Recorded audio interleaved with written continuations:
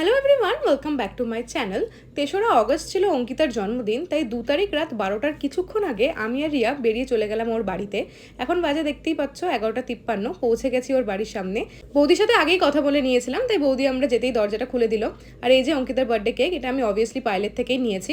তো আমরা যেহেতু মোমবাতি নিয়ে যেতে ভুলে গিয়েছিলাম, তাই বৌদি একটা মোমবাতি জোগাড় করে দিল।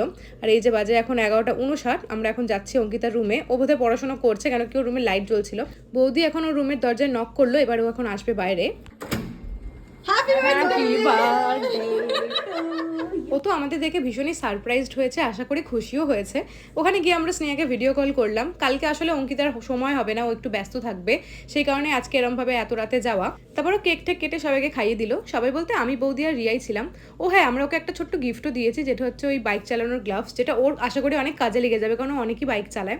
তারপর ওখান থেকে কিছুক্ষণ গল্প টল্প করে আমরা চলে এলাম বাড়ি। দেখা হচ্ছে পরের ভিডিওতে, বাই।